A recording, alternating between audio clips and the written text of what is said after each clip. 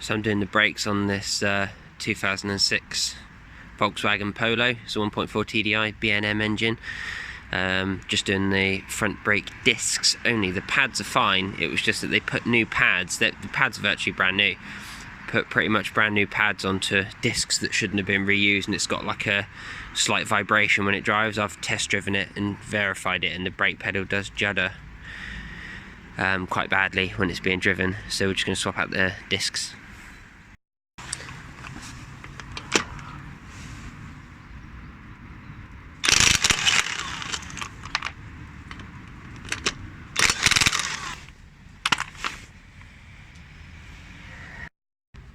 Okay, so once you've got the wheel off, I always like to turn the caliper to full lock. And I just need to pop off these little protective covers here.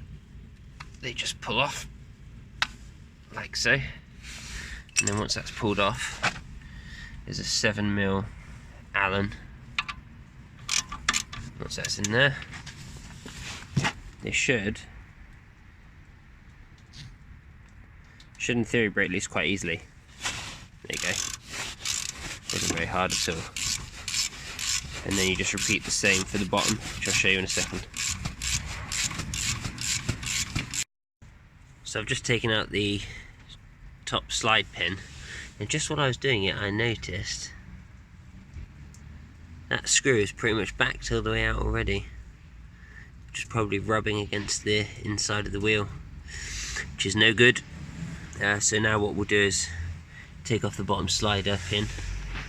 You can also see from here, brake discs have got a lot of meat on them, and they are wearing evenly as well, so there's no problems there. And then it's the same for the bottom here. There you go. Pop that off.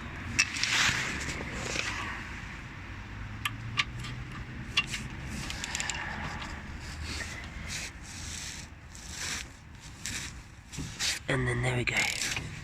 Break it loose. Simple as that, and then just keep winding it until it comes out.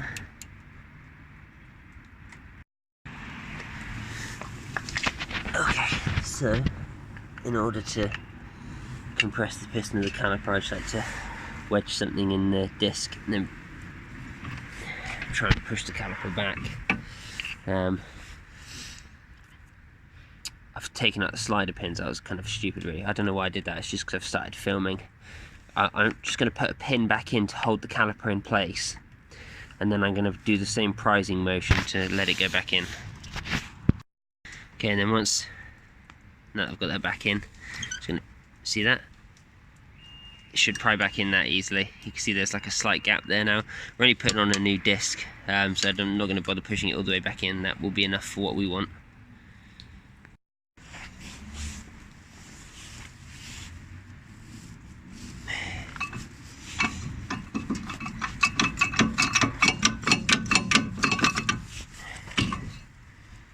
There we go, she's off.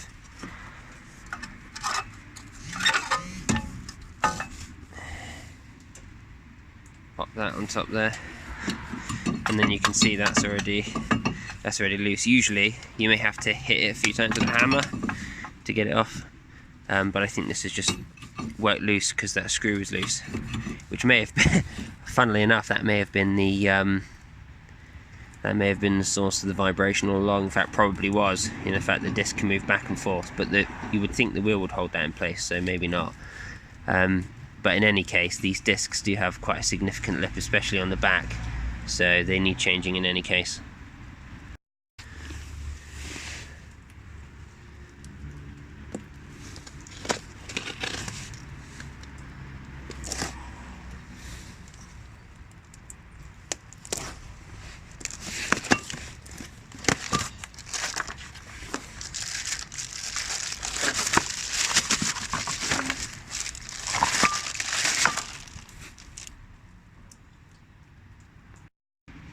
So just pop the new disc on.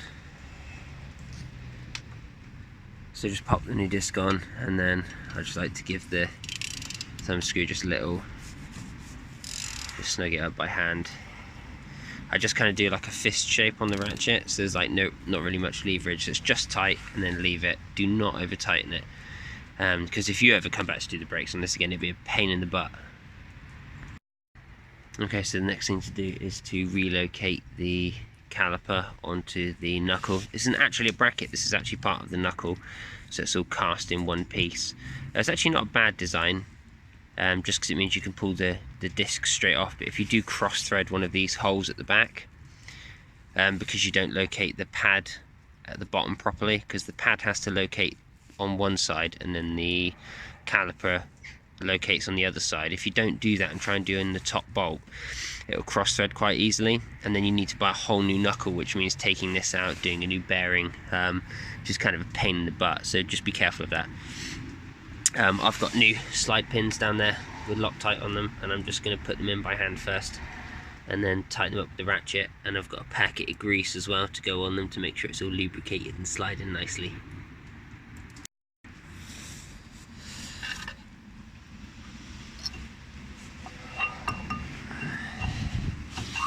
Okay, so this is what I'm talking about at the bottom. You can see just here, the pad needs to go one side and the caliper needs to go the other side. And that is a surprisingly easy mistake to make if you're not careful, especially when you're working on the ground.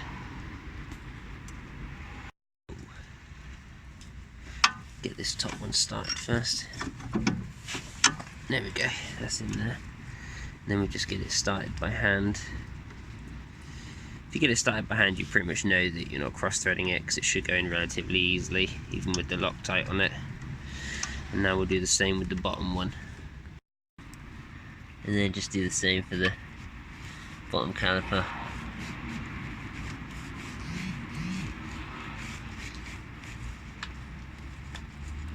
There you go, just get it started by hand. And then tighten them up with a ratchet. So these do not need to be mega tight.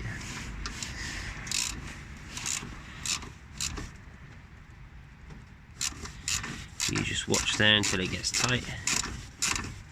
There you go, now it's snug down, and then I just go to the end of the ratchet and just give it another couple of little turns. That's it, that's done.